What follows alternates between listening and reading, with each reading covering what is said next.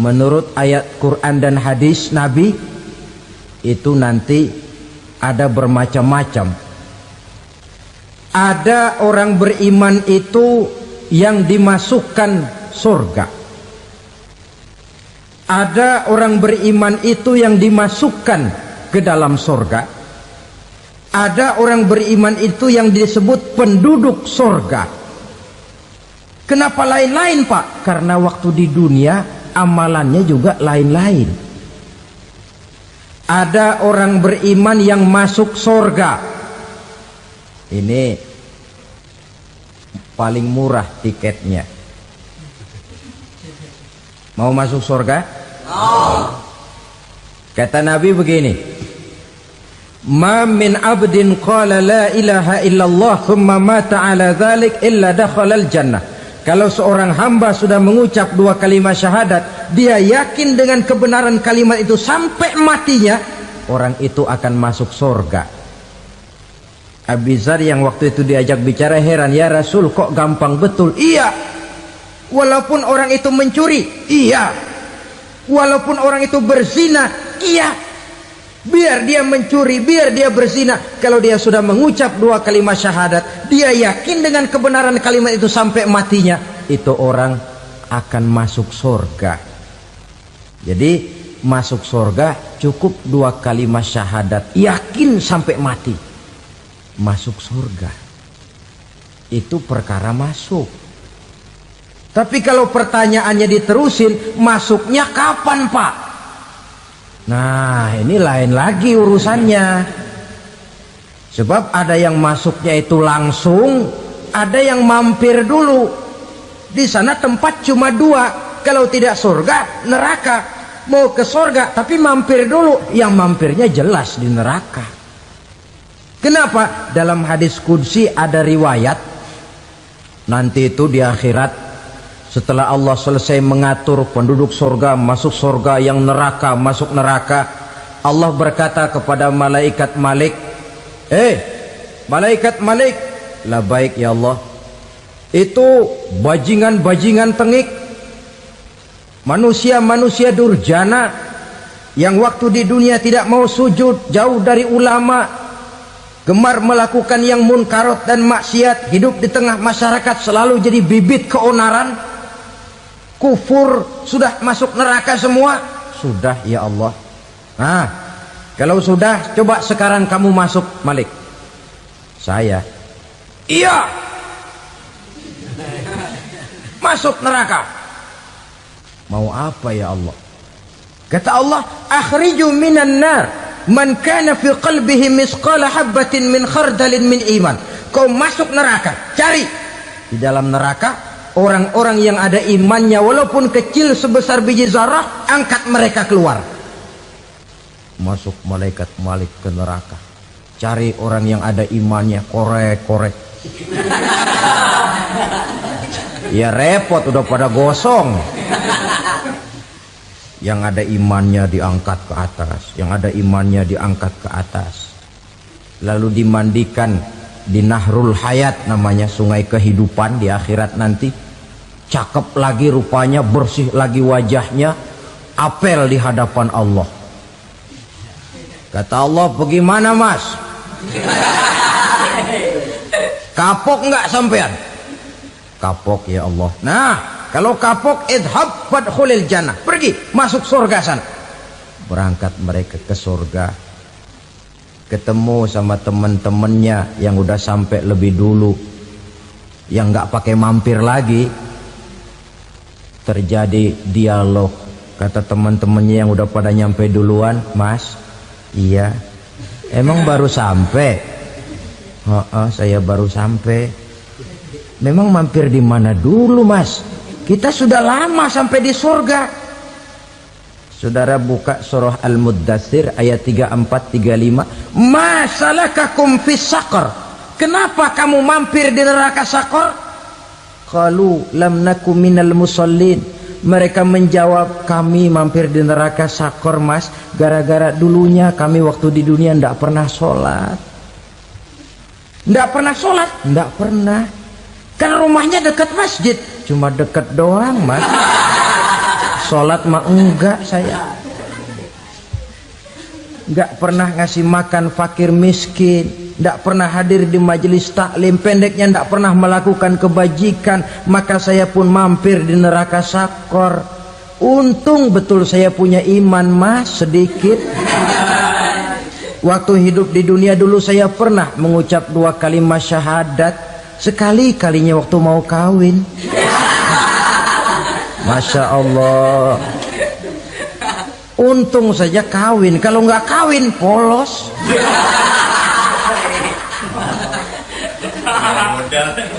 Itu juga pengulu sudah setengah mati ngajarin. Asyhadu alla, asyaduaan, asyaduaan.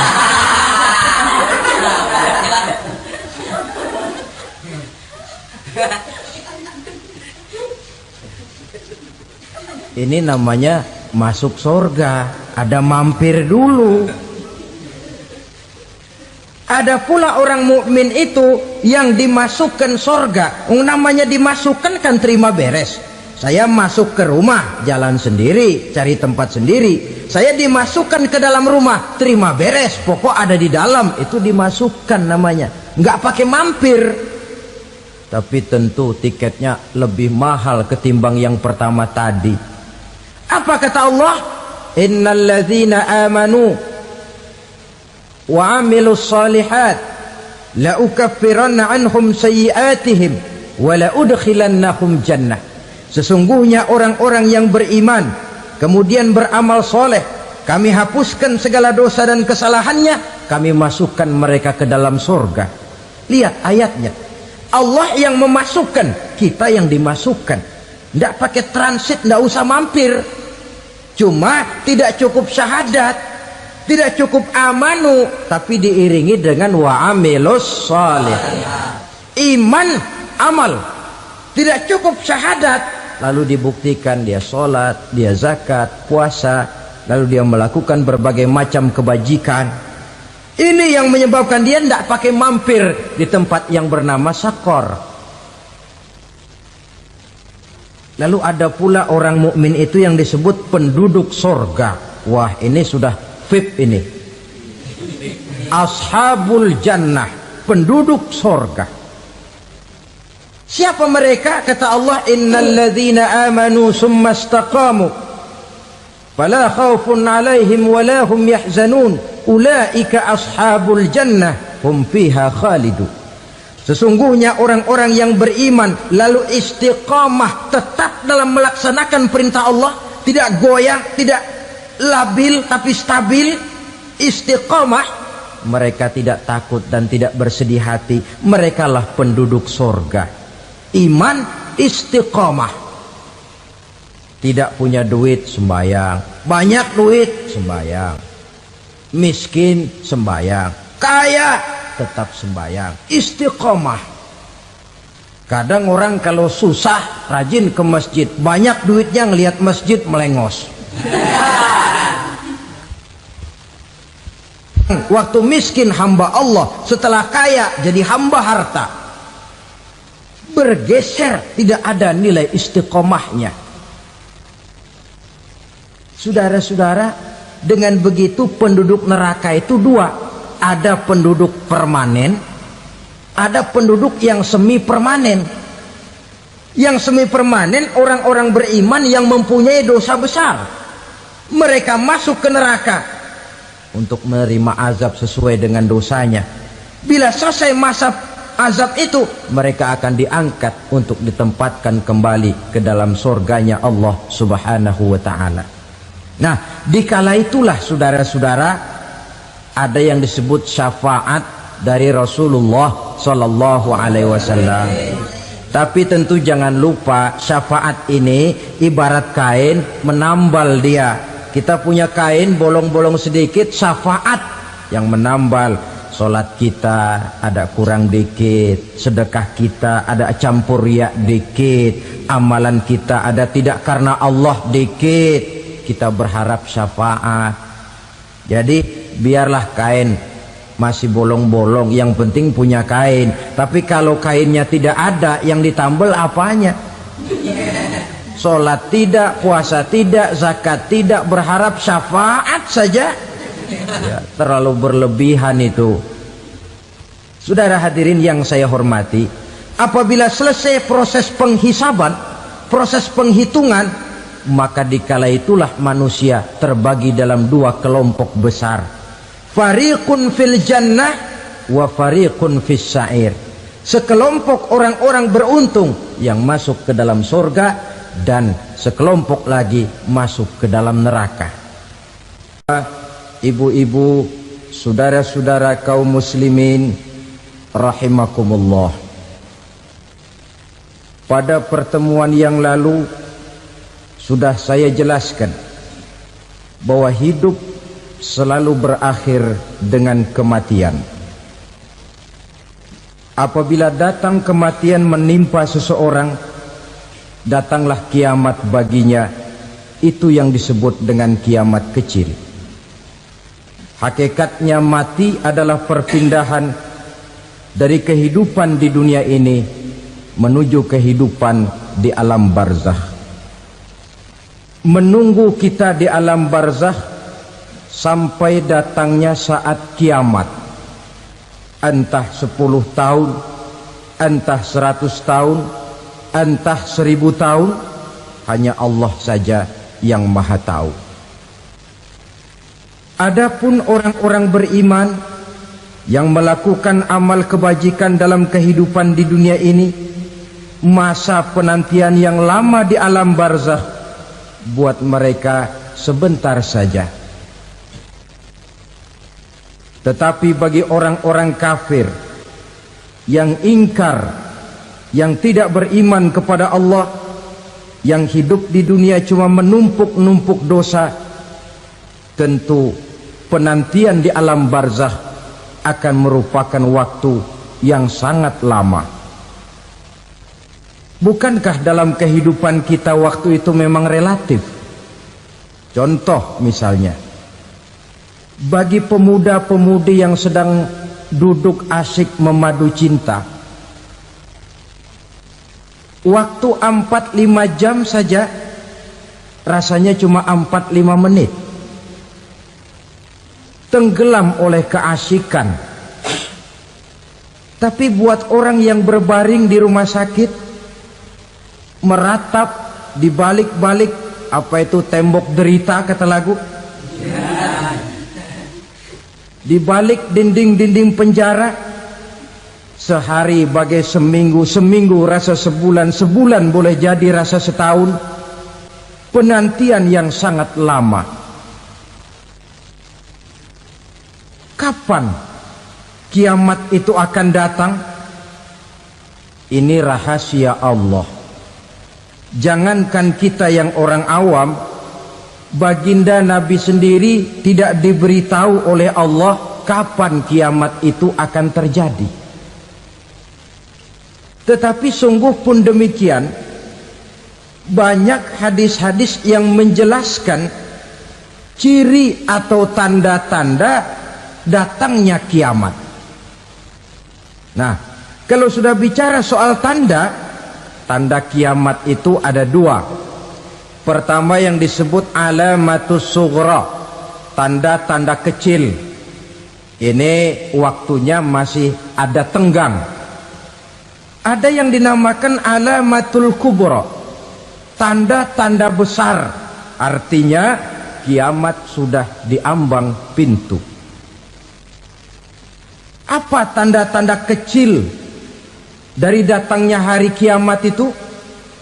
Misalnya kata Nabi, apabila ilmu sudah diangkat oleh Allah, artinya apabila ulama sudah banyak wafat, minat orang belajar agama berkurang, lalu kebodohan nampak merajalela di mana-mana, zina dikerjakan secara terbuka, minuman-minuman keras jadi kebanggaan, itu termasuk di antara tanda-tanda kecil terjadinya hari kiamat. Apalagi misalnya iza waladatil ammatu rabbataha, apabila budak sudah melahirkan tuan. Apa maksudnya? Ada yang mentafsirkan apabila anak sudah bisa membudaki orang tuanya. Orang tua yang melahirkan dia, yang membesarkan dia, demi setelah si anak besar jadi orang berpangkat, bertitel, berharta, berkedudukan, jadilah orang tua itu budaknya. Sehingga sering dibilang kalau orang tua kaya, anak jadi raja. Tapi kalau anak yang kaya, orang tua sering jadi budak. Apalagi munculnya fitnah yang bergelombang, timbul perang antara dua bangsa yang besar, waktu berjalan terasa sangat pendek sekali. Itu merupakan tanda di antara tanda-tanda kiamat. Termasuk di dalamnya sulit membedakan mana laki, mana perempuan. Kan kalau tanda-tanda kayak begini sekarang sudah banyak kita lihat kan. Ulama banyak wafat, penggantinya sulit. Zina dikerjakan berterang-terangan, minuman keras jadi kebanggaan, banyak anak membudaki orang tuanya, sulit membedakan mana laki mana perempuan. Kadang-kadang dari belakang kita lihat perempuan bener, begitu kita colek nengok jenggotan.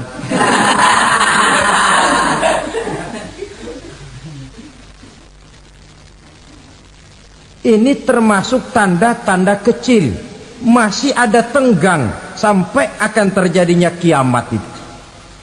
Nah, yang dimaksud dengan tanda-tanda besar, ini tanda besar artinya kiamat sudah diambang pintu. Pertama, matahari terbit dari sebelah barat. Apabila matahari sudah terbit dari arah sebelah barat, tertutuplah sudah pintu taubat. Bersabda Nabi kita, la taqumus sa'atu hatta tatlu'a syamsu min maghribiha. Tidak akan datang hari kiamat sampai matahari terbit dari arah sebelah barat. Fa iza tala'at, manakala matahari telah terbit dari arah sebelah barat, wara'ahan nasu, manusia banyak menyaksikan itu, amanu ajma'un, mereka pun lalu beriman. Yang tadinya kafir, yang tadinya ingkar, yang tadinya membangkang, setelah melihat matahari terbit dari sebelah barat, buru-buru beriman, berlomba-lomba mengucap dua kalimat syahadat. Tapi apa yang terjadi? Kata Nabi, wadzalika hina la yanfa'u nafsan imanuha lam takun amanat min qabl. Hari itu adalah hari yang iman sudah tidak berguna lagi bagi seseorang apabila sebelumnya memang dia tidak pernah beriman. Au kasabat fi imaniha khaira, atau beriman tetapi tidak pernah melakukan kebajikan di dalam keimanannya itu. Hari yang sudah kasib, hari yang sudah terlambat, beriman tidak akan ada gunanya lagi. Ini pelajaran buat kita. Sebelum sang surya terbit dari sebelah barat, sebelum nafas sampai di tenggorokan, artinya pintu taubat masih terbuka. Kalau dua hal itu sudah terwujud, nafas sudah sampai di kerongkongan atau matahari sudah terbit dari arah sebelah barat, tertutuplah sudah pintu taubat. Tak ada lagi gunanya pangkat, jabatan, harta, bahkan beriman pun dalam suasana macam itu. Too late, kata orang Kulon. Sudah terlambat. Matahari terbit dari arah sebelah barat. Itu tanda besar, artinya kiamat sudah diambang pintu. Lalu apalagi tanda besar? Munculnya Dajjal. Dajjal artinya pendusta-pendusta yang menyesatkan manusia. Ada dua macam Dajjal, saudara. Ada Dajjal kecil. Ini Dajjal kelas teri. Kalau ini sejak zaman Rasulullah sudah ada itu. Tiap zaman ada. Di zaman Rasulullah misalnya ada yang bernama Aswad al-Unsi dari Yaman. ada yang namanya Musailamah Al-Kazzab dari Yamamah, ada yang namanya Ibnu Sayyad dari Madinah. Ini dajjal-dajjal di zaman Rasul. Musailamatul Kazzab memproklamirkan diri jadi nabi, dia di zaman Rasul masih hidup. Ini dajjal zaman Nabi. Di zaman sahabat muncul dajjal-dajjal. Di zaman kita sekarang ini dajjal-dajjal pun gentayangan. Dajjal-dajjal kelas teri. Kerjanya mendustakan manusia, menyesatkan manusia, memalingkan manusia dari jalan yang benar dan diridhoi oleh Allah Subhanahu wa taala.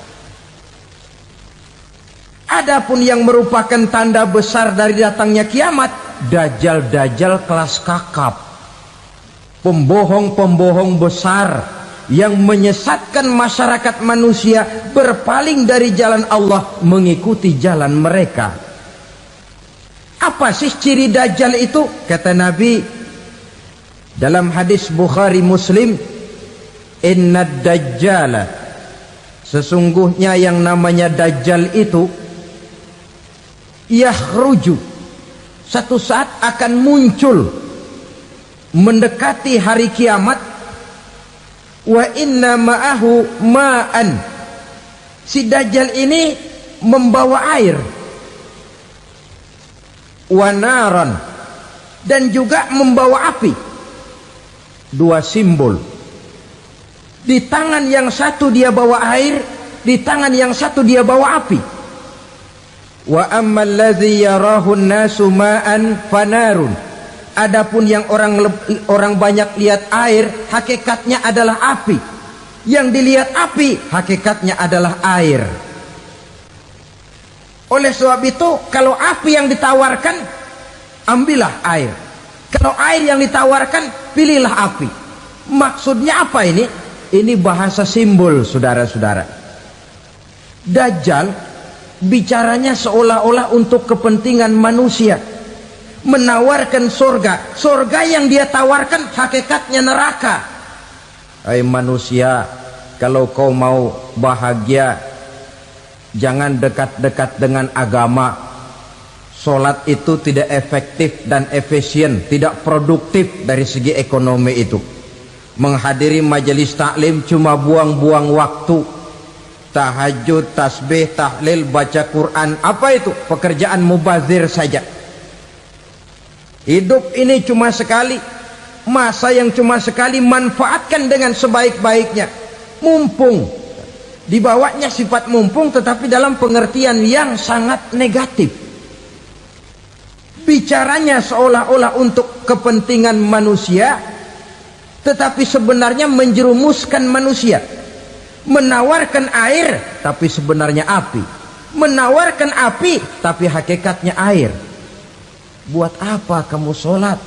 Buat apa kamu bayar zakat? Buat apa kamu puasa?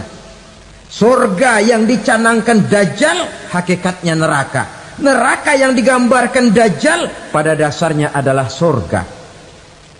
Jadi memutarbalikan fakta itu kerjaan dajjal. Yang hak jadi batil, yang batil dibilang hak, yang benar jadi salah, yang salah malah jadi benar. Tuntunan disuruh jadi tontonan, tontonan malah menjadi tuntunan. Itu pekerjaan dajjal profesinya. Zamannya Nabi Adam, dajjalnya kan iblis. Betul? Betul. Apa sih gang kerayuan iblis itu? Allah setelah menciptakan Nabi Adam kan bilang, Adam, kau dan istrimu Hawa tinggal di surga ini. Seluruh fasilitas yang ada di surga persilahkan kau nikmati. Satu yang tidak boleh, jangan coba-coba dekati pohon khuldi. Dekat saja jangan, apalagi sampai memetiknya. Datang dajjal yang namanya iblis ini. Adam, kamu tahu nggak kenapa tidak boleh makan buah khuldi? Ya nggak tahu, pokoknya saya dilarang. Bodoh kamu Dam. Khuldun artinya kekal. Kalau kamu makan itu buah, kau akan kekal di surga buat selamanya. Allah tidak kepengen, maka dilarang kamu makan buah khuldi. Kalau kau ingin kekal di surga Adam, makan saja. Saya bicara begini ini untuk kepentingan kamu Adam. Ini kan ciri-ciri Dajjal. Bicaranya sih seolah-olah untuk kepentingan Nabi Adam, hakikat sebenarnya menjerumuskan Nabi Adam supaya ingkar dan melanggar larangan dari Allah Subhanahu wa ta'ala. Jadi setelah muncul Dajjal, timbul kekacauan-kekacauan di masyarakat. Banyak yang terpengaruh, terpedaya dan terpesona, termasuk mereka yang memproklamirkan diri jadi nabi, mereka yang memproklamirkan diri jadi rasul di zaman sesudah Rasulullah wafat. Itu adalah Dajjal. Maka saya ingatkan, kalau di zaman kita sekarang ini ada orang ngaku jadi nabi, ada orang ngaku jadi rasul, biar bahasa Arabnya kental, Quran hafal, hadis ribuan hadis hafal, biar pakai serban sampai menyengser ke tanah, bahasa Arabnya fasih, tapi dia mengaku jadi nabi, jadi rasul, kita umat Islam wajib tidak percaya, wajib untuk tidak percaya. Itulah Dajjal zaman kita sekarang ini. Tidak mustahil mereka datang mempengaruhi orang awam supaya berpaling dari Rasulullah, mengikuti mereka. Nah, di akhir zaman nanti, mendekati hari kiamat, Dajjal ini muncul. Dajjal kelas kakap, menyesatkan masyarakat manusia untuk berpaling dari Islam, mengikuti seruan mereka. Apalagi di antara datangnya kiamat itu, tanda yang besar itu, turunnya Nabiullah Isa Al-Masih, putra Maryam. Menurut berbagai hadis yang sahih, Nabi Isa Al-Masih nanti akan turun lagi, tidak membawa risalah yang baru, tapi meluruskan risalah Islam ini yang telah banyak ditinggalkan oleh masyarakat. Bahkan ada hadis menjelaskan beliau akan membunuh Nabi, mematahkan kayu-kayu salib, lalu melaksanakan haji dan umrah mengikuti syariat Nabi Muhammad, bukan membawa agama baru.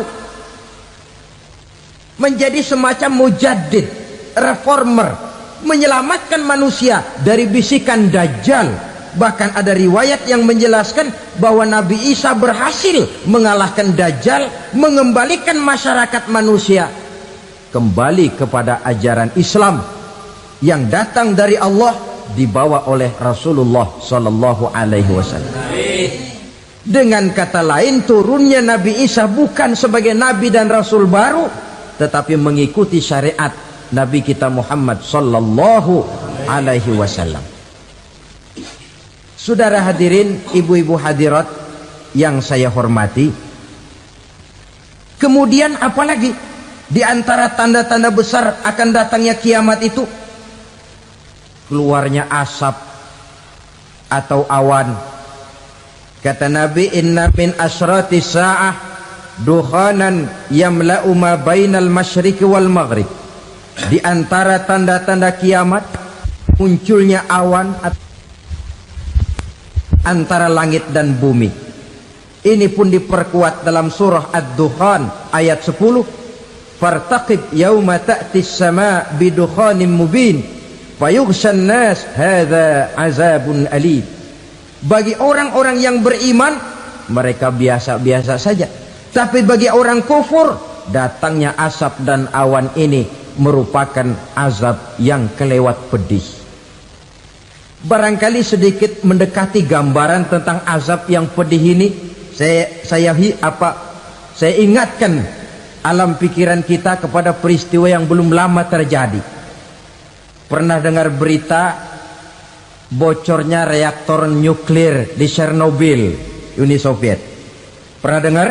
Nah, bocornya reaktor nuklir di Chernobyl yang mengakibatkan ratusan bahkan sangat mungkin ribuan nyawa. Cuma satu reaktor. Bagaimana kalau seluruh cadangan nuklir yang dimiliki oleh para negara adik kuasa ini diledakkan? Bahkan yang konon menurut catatan cadangan nuklir yang dimiliki bersama oleh Amerika dan Rusia sekarang ini sudah sanggup memusnahkan 6 miliar manusia, 1,5 kali lebih banyak dari jumlah manusia yang nongkrong di permukaan bumi ini. Saudara-saudara hadirin yang saya hormati, lalu saat mendekati hari kiamat, apalagi tandanya setelah Nabi Isa wafat, pada saat turunnya yang kedua kali, lalu Allah meniupkan angin sejuk, semua orang-orang beriman, orang-orang baik wafat, sehingga penghuni bumi ini cuma tinggal lagi terdiri dari orang-orang kafir. Tidak ada lagi di bumi ini yang bisa mengucapkan Allah. Sehingga dalam hadis qudsi itu ada keterangan, innallaha azza wa jalla yaqulu li Israfil. Allah pernah pesan kepada malaikat Israfil, kata Allah, Israfil, idza sami'ta qailan yaqul Allah Allah fa akhirin nafah 40 sanatan ikraman liqailiha. Hai Israfil, apabila kau dengar di permukaan bumi masih banyak orang yang mengucapkan Allah Allah, maka tunda sangkakala kiamat itu 40 tahun.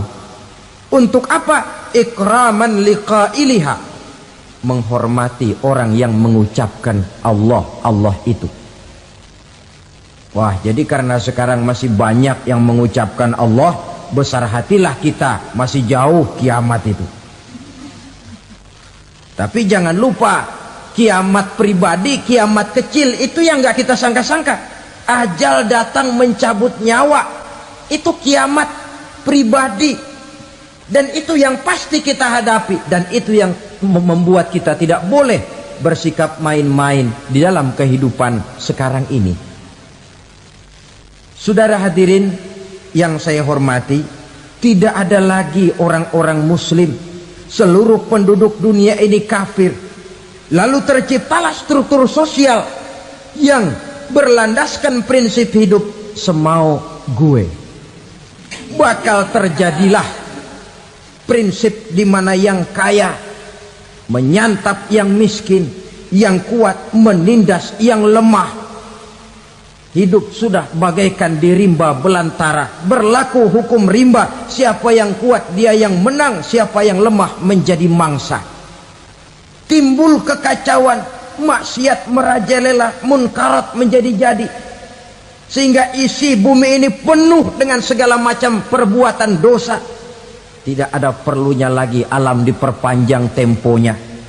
Datang saat yang sudah dijanjikan oleh Allah Azza wa Jalla, maka terjadilah yang disebut kiamat kubra, kiamat besar, kiamat ancur-ancuran. Bagaimana kejadian ini dimulai?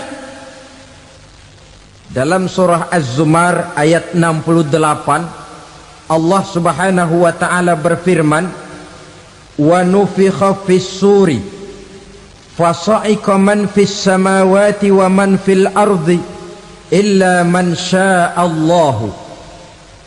Maka manakala ditiuplah sangkakala, terkejutlah seluruh yang ada di langit dan seluruh yang ada di bumi. Bila saat kiamat datang, Allah perintah malaikat Israfil, Israfil, tiup sangkakalamu. Ditiuplah sangkakala oleh malaikat Israfil. Yang akibat daripada tiupan itu, seluruh yang ada di langit, seluruh yang ada di permukaan bumi terkejut. Yang ada di langit siapa? Malaikat kan. Bayangin aja kalau malaikat kaget, apalagi kita. Terkejut seluruh makhluk yang ada di bumi, yang ada di langit mendengar suara sangkakala itu. Bunyinya tidak sanggup kita bayangkan dahsyatnya. Ledakan nuklir, ledakan neutron, belum apa-apa ketimbang bunyi sangkakala malaikat Israfil ini. Nah, lalu mendengar bunyi sangkakala ini, gemparlah makhluk, kacaulah alam. Bumi gempa, planet-planet bertabrakan, gunung meletus, air laut tumpah ke darat, angin topan bertiup, halilintar menyambar, lalu semua yang bernama hidup mati total. Mati bareng tanpa persiapan. La haula wala quwata illa billah. Saya kadang-kadang dalam tafakur bermohon, ya Allah, mudah-mudahan saya nggak nemuin kiamat beneran. Ngeri. Tidak bisa kita bayangkan macam apa suasana seperti itu. Allah saja banyak memberikan gambaran, misalnya Al-Qari'ah, wa mal qari'ah, wa ma adraka mal qari'ah. Kejadian yang menggemparkan. Tahukah kamu apa kejadian yang menggemparkan itu? Yauma yakunun nasu kal farasil mabsus wa takunul jibalu kal ihnil manfus. Pada saat itu manusia berterbangan bagai kupu-kupu, gunung berterbangan seperti kapas ditiup angin. Gunung saja macam kapas, konon lagi manusia. Kematian total, mulai semut sampai gajah mati, jin mati, iblis mati, malaikat mati. Oh, malaikat saja mati. Saudara hadirin yang saya hormati, kematian total yang tanpa persiapan. Orang bilang, Pak, kalau mati bareng begitu yang repot malaikat maut dong ya, cabut sana, cabut sini. Itu kalau menurut logika kita, mestinya begitu menurut logika. Tapi logika juga yang nggak perlu serepot itu. Sebab untuk mematikan listrik di wilayah DKI, di wilayah Jakarta, nggak perlu tiap rumah didatengin, matiin, ya lama. Cukup dari kantor pusatnya saja PLN, tekan satu tombol, gelaplah seluruh Jakarta. Saudara hadirin yang saya hormati, kematian total. Lalu setelah kematian total, planet-planet juga mati, dalam arti tidak bergerak dan beredar. Angin mati, dalam arti tidak bertiup. Air mati, dalam arti tidak ada riak gelombang. Pokoknya semua mati. Kullu nafsin za'iqatul maut, semua yang bernafas mati. Dalam ayat lain, kullu man 'alaiha fan, semua yang ada di permukaan bumi fana. Yang kekal cuma Allah Subhanahu wa ta'ala.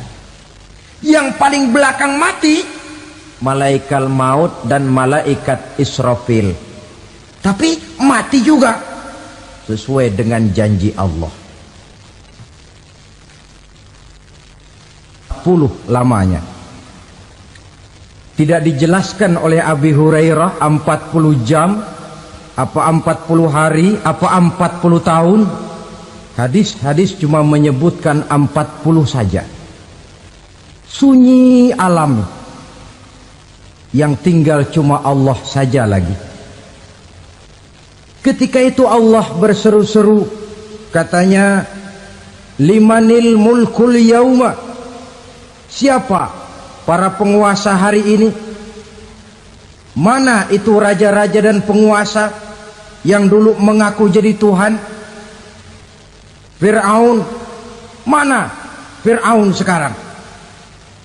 Yang dulu jadi raja, merasa berhasil, sombong, lalu tidak mau turun-turun dari kekuasaannya, sampai kepada puncak kekurang ajarannya mengangkat diri jadi Tuhan. Mana itu Fir'aun? Namrus, mana sekarang Namrus? La ilaha illa ana, ternyata tidak ada Tuhan lain selain daripada aku, kata Allah. Proses kemudian, saudara-saudara, turunlah hujan dari langit, 40 lamanya hujan itu. Tidak jelas juga 40 jam apa 40 hari. Setelah air turun membasahi, datanglah tiupan sangkakala yang kedua. Semua yang bernama mati bangkit dari kuburnya masing-masing. Ini yang disebut Yaumul Ba'thi, hari kebangkitan. Allahu Akbar. Pada saat kita bangkit dari kubur kita masing-masing, kumpul di padang mahsyar namanya. Bayangin aja, saya sendiri nggak sanggup bayangin. Manusia sejak zaman Adam sampai zaman kiamat kumpul bareng di tempat sama. Berapa banyaknya itu?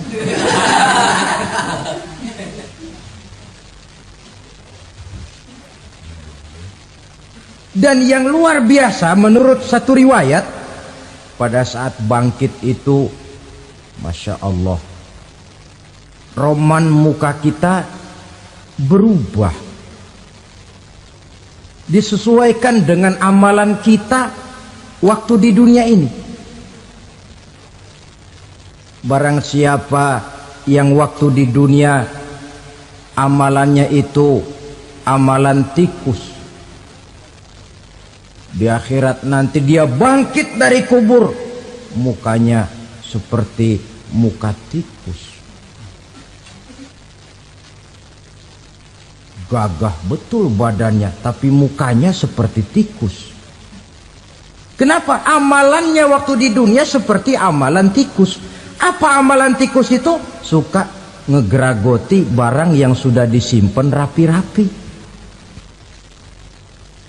Orang sudah simpan uang rapi-rapi, simpan perhiasan rapi-rapi, digeragoti oleh tikus. Maling-maling, pencoleng-pencoleng, koruptor-koruptor. Itu nanti di akhirat nanti kita lihat mukanya seperti muka tikus. Oh ini waktu di dunia suka nyolong, mukanya seperti muka tikus. Barang siapa yang waktu di dunia ini amalannya itu amalan macan, dia akan bangkit nanti mukanya seperti muka macan. Apa amalan macan? Macan itu amalannya menang-menangan. Orang yang mau menang saja nggak mau mengalah. Coba lihat di hutan, kenal hutan nggak? Di hutan, raja hutan di mana-mana pasti macan. Betul kan? Betul. Padahal hutan belum pernah bikin pemilihan umum. Tapi macan tidak peduli ada pemilihan umum apa tidak, pokok saya raja. Sebab apa? Macan jadi raja itu bukan karena benar, tapi karena kuat jadi raja. Setelah dia jadi raja, rakyat hutan yang mesti dilindungi malah dimakan oleh raja macan. Kambing rakyat hutan dimakan oleh macan. Ayam rakyat hutan dimakan oleh macan. Itu nanti kita lihat di akhirat itu mukanya seperti muka macan, gagah betul. Lalu barang siapa yang di dunia ini amalannya itu seperti amalan anjing, nanti dia punya muka seperti muka anjing. Apa amalan anjing? Pertama, anjing itu kalau disuruh jaga rumah, dia tidak bisa membedakan mana maling, mana tamu. Biar yang datang maling, kalau bawa tulang, anjing kalem. Yang kedua, anjing itu akan setia kepada siapa saja yang memberinya roti. Siapa yang memberinya roti, itulah majikannya. Apa kata majikannya pasti dia laksanakan. Soal benar atau salah dia tidak peduli. Setelah anjing dapat roti, dia tidak punya pilihan lain kecuali bilang, abdi mah kumaha juragan wae ayeuna mah.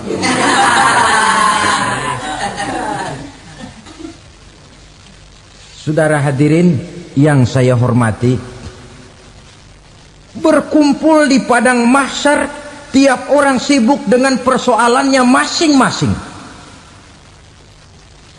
Matahari waktu itu didekatkan oleh Allah, panas luar biasa. Ada yang saking panasnya itu mencucurkan peluh keringat sampai sebatas mata kakinya. Ada yang keringatnya sampai sedengkulnya, ada yang keringatnya sampai sepusatnya, ada yang keringatnya mengalir sampai sebahunya, ada yang kelelap oleh keringatnya sendiri, sementara orang di sampingnya enggak apa-apa. Bergantung lagi amalan dia waktu di dunia ini. Saudara-saudara, sebagian orang dalam kepanikan padang mahsyar berombong-rombong datang mereka menghadap Nabi Adam. Ya Adam, anta abal bashar. Hai Adam, Tuhan adalah bapak moyang manusia. Kami sebentar lagi akan disidang, dimintakan pertanggungan jawab. Tolonglah kami, hai Adam. Kata Nabi Adam, jangankan nolongin sampean, saya sendiri tanggung jawab di hadapan Allah ketika dulu tidak boleh makan khuldi, saya serobot. Sudahlah, urus diri masing-masing saja, nafsi. Begitu kata Nabi Nuh, begitu kata Nabi Ibrahim. Tiap orang bertanggung jawab sendiri-sendiri. Ketika itulah saudara-saudara, nikmatnya menjadi umat Nabi besar Muhammad sallallahu alaihi wasallam. Sebab apa? Walaupun menurut abjad kita ini umat paling belakang, paling belakang kita ini toh, karena Nabi Muhammad adalah Nabi akhir, tapi akan dihisap lebih dulu, lewat di atas sirat lebih dulu, masuk surga lebih dahulu ketimbang umat-umat belakangan. Ketika Rasul mendekati ajal, beliau tanyakan itu kepada malaikat Jibril. Malaikat Jibril berkata, Muhammad jangan khawatir, Allah sudah berjanji, inni haramtul jannata ala sairil anbiya hatta tadkhulaha anta wa haramtuha ala sairil umami hatta tadkhulaha ummatuka. Surga aku haramkan buat seluruh nabi kecuali kalau engkau Muhammad sudah masuk ke dalamnya, dan surga aku haramkan buat seluruh umat kecuali kalau umatmu Muhammad sudah masuk ke dalamnya. Logikanya, walaupun menurut abjad kita umat paling belakang, bakal dihisap paling dulu, lewat di atas sirat paling dulu, masuk surga paling dulu, kalau mampir ke neraka juga paling dulu. Ya resiko. Jangan mau enaknya aja paling dulu. Saudara hadirin yang saya hormati, setelah masa kebangkitan itu jangan dikira begitu bangkit langsung diperiksa, masih menunggu menanti ribuan tahun perhitungan padang mahsyar untuk sampai kepada proses yang disebut yaumul hisab, hari perhitungan. Seorang demi seorang bakal dipanggil. Bayangkan saja, kita se-RT saja di absen, kadang-kadang perlu waktu lama. Ini manusia sejak zaman Nabi Adam sampai datang hari kiamat, satu demi satu disidang di hadapan Qadhi Rabbul Jalil. Status sosial copot sudah waktu itu. Yang pernah jadi hartawan di situ tidak lagi kelihatan kehartawanannya. Yang pernah jadi jenderal tidak lagi dipanggil jenderalnya. Yang ustadz tidak lagi dipanggil al-mukarramnya. Seluruh status sosial selesai. Dipanggillah kita seorang demi seorang menghadap Qadhi Rabbul Jalil. Bagaimana proses penghisaban itu? Pertama, proses tanya jawab.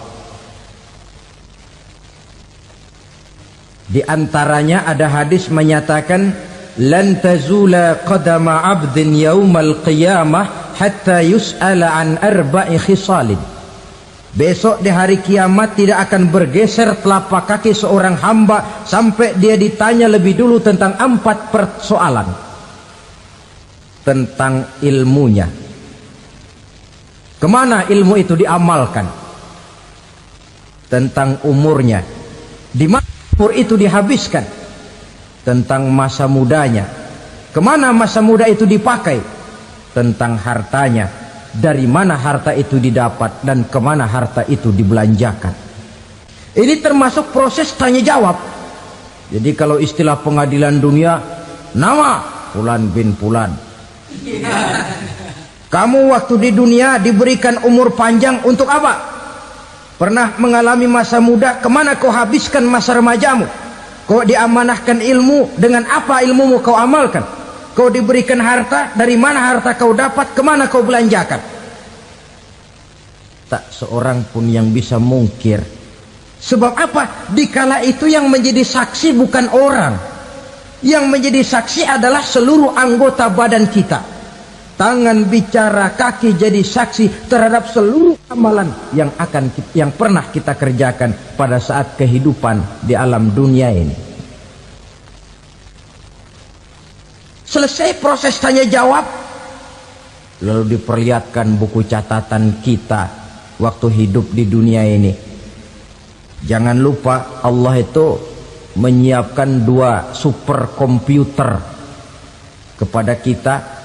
Sebelah ditempelin sebelah kanan, yang sebelah tempelin di sebelah kiri. Komputer itu namanya Raqib dan Atid. 2 malaikat yang apabila baik kita lakukan, refleks saja akan menulis kebajikan kita. Jahat kita kerjakan, akan tertulis. Catatan itu nanti diperlihatkan kepada kita. Waduh, alangkah malunya pada saat diperlihatkan catatan kita, buku rapot kita merah melulu. Barangkali diperiksa sambil diomelin, brengsek lo. Buku merah melulu begini, bagaimana waktu hidup di dunia? Tidak cukup diperlihatkan buku catatan kehidupan, rekaman kehidupan. Rekaman kehidupan kita secara utuh sejak terlahir sampai ajal datang merenggut nyawa. Barangkali mirip dengan video sekarang ini, di mana terekam dengan baik seluruh kegiatan kita, sejak yang sekecil-kecilnya sampai kepada yang sebesar-besarnya. Untuk kemudian kita pun menerima balasan. In khairan fa khairun wa in syarran fa syarrun. Kalau baik ya baik balasannya, kalau jahat ya jahat juga balasannya. Catatan-catatan kita diberikan. Kalau banyak kebajikannya diberikan di tangan kanan dengan cara yang halus. Kalau banyak kejahatannya diberikan dari sebelah kiri atau dilempar dari belakang. Itulah sebabnya sejak di dunia ini kita sudah mohon kepada Allah. Ketika berwudu membasuh tangan kanan, apa kita bilang? Allahumma a'tini kitabi biyamini wa hasibni hisaban yasira. Ya Allah, berikan saya kitab di tangan kanan, dan kalau saya memang perlu dihisap, hisaplah saya yang seringan-ringannya. Tangan kiri berlindung kita kepada Allah, jangan sampai diberikan kitab di tangan kiri atau dari arah sebelah belakang. Wa a'udzubika an tu'tiya kitabi bishimali aw min wara'i zuhri, dari arah sebelah belakang. Na'udzubillah min dzalik. Setelah selesai lewat proses penghisaban, lewat mizan, timbangan, maka yang sudah selesai dihisab itu bergeraklah menuju sirat, jembatan yang terbentang menuju surga melalui neraka. Saudara-saudara, panjangnya perjalanan sirat itu memakan waktu ratusan tahun. Tetapi orang yang lewat di atas sirat pun macam-macam, bergantung amalannya ketika di dunia ini. Ada yang lewat di atas sirat itu kal barkil khatib, seperti kilat yang menyambar, lep, sudah sampai dia di surga. Cepat bukan main. Ada yang lewat di atas sirat itu seperti orang lari-lari. Ada yang lewat di atas sirat itu seperti orang jalan biasa. Ada yang sambil merangkak, ada yang sambil ngesor, ada yang sambil gelayutan, ada yang selamat sampai ke ujung ke surga, ada yang tergelincir jatuh masuk ke dalam neraka, bergantung amalannya dalam kehidupan di dunia sekarang ini. Tiap kita akan melewati yang namanya sirat ini. Saudara-saudara kaum muslimin yang saya hormati, dengan demikian mereka yang selamat melalui sirat sampai ke terminal akhir surga, mereka yang ketika dihisab ternyata banyak kejahatannya daripada kebaikannya, mereka singgah di dalam neraka. Nah, adapun orang-orang yang beriman menurut ayat Quran dan hadis Nabi itu nanti ada bermacam-macam. Ada orang beriman itu yang dimasukkan surga. Ada orang beriman itu yang dimasukkan ke dalam surga. Ada orang beriman itu yang disebut penduduk surga. Kenapa lain-lain, Pak? Karena waktu di dunia amalannya juga lain-lain. Ada orang beriman yang masuk surga. Ini paling murah tiketnya. Mau masuk surga? Kata Nabi begini, ma min abdin qala la ilaha illallah thumma mata ala dhalik illa dakhalal jannah. Kalau seorang hamba sudah mengucap dua kalimat syahadat, dia yakin dengan kebenaran kalimat itu sampai matinya, orang itu akan masuk surga. Abi Dzar yang waktu itu diajak bicara heran, ya Rasul kok gampang betul? Iya, walaupun orang itu mencuri, iya, walaupun orang itu berzina, iya, biar dia mencuri, biar dia berzina, kalau dia sudah mengucap dua kalimat syahadat, dia yakin dengan kebenaran kalimat itu sampai matinya, itu orang akan masuk surga. Jadi masuk surga cukup dua kalimat syahadat, yakin sampai mati, masuk surga. Itu perkara masuk. Tapi kalau pertanyaannya diterusin, masuknya kapan, Pak? Nah, ini lain lagi urusannya. Sebab ada yang masuknya itu langsung, ada yang mampir dulu. Di sana tempat cuma dua, kalau tidak surga, neraka. Mau ke surga tapi mampir dulu, yang mampirnya jelas di neraka. Kenapa? Dalam hadis qudsi ada riwayat, nanti itu di akhirat, setelah Allah selesai mengatur penduduk surga masuk surga, yang neraka masuk neraka, Allah berkata kepada malaikat Malik, malaikat Malik, labaik ya Allah, itu bajingan-bajingan tengik, manusia-manusia durjana yang waktu di dunia tidak mau sujud, jauh dari ulama, gemar melakukan yang munkarat dan maksiat, hidup di tengah masyarakat selalu jadi bibit keonaran, kufur, sudah masuk neraka semua. Sudah ya Allah. Nah, kalau sudah, coba sekarang kamu masuk, Malik. Saya, iya, masuk neraka. Mau apa ya Allah? Kata Allah, akhriju minan nar man kana fi qalbihi misqala habbatin min khardalin min iman. Kau masuk neraka, cari di dalam neraka orang-orang yang ada imannya walaupun kecil sebesar biji zarah, angkat mereka keluar. Masuk malaikat Malik ke neraka, cari orang yang ada imannya, korek-korek. Ya repot, udah pada gosong.